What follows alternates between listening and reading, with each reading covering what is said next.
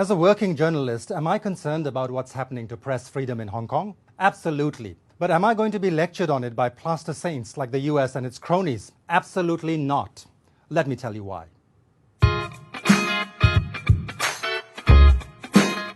Imagine if a Chinese journalist blows the lid on a plethora of present-day war crimes and crimes against humanity perpetrated by China.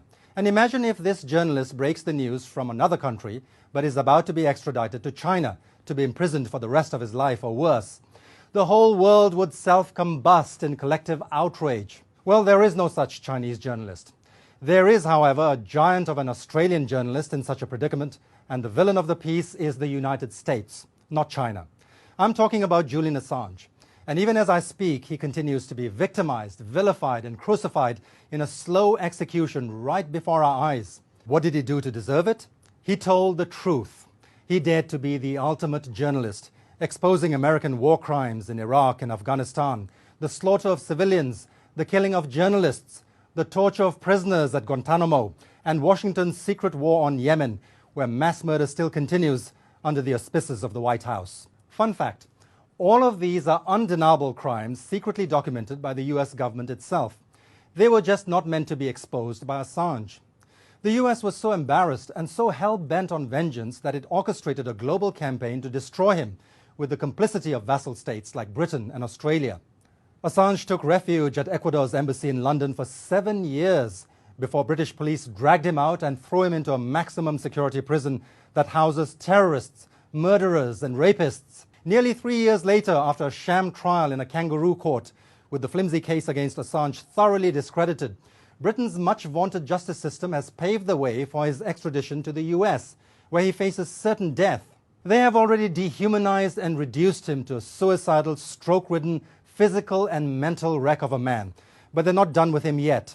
Speaking of kangaroo justice, not a word, not a peep out of the Australian government over this appalling persecution of its own citizen. They're all laser-focused on worrying about journalists in Hong Kong instead. Perhaps we should be flattered by all the love and attention. By the way, we also know now that the CIA actually plotted to assassinate Assange in London, even exploring the option of murdering him in a street shootout. Go democracy! I quote American journalist Chris Hedges. Julian Assange committed the empire's greatest sin.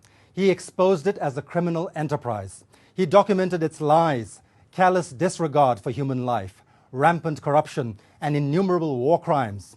Republican or Democrat, conservative or Labour, Trump or Biden, it does not matter. The goons who oversee the empire sing from the same satanic songbook. Empires always kill those who inflict deep and serious wounds. End quote.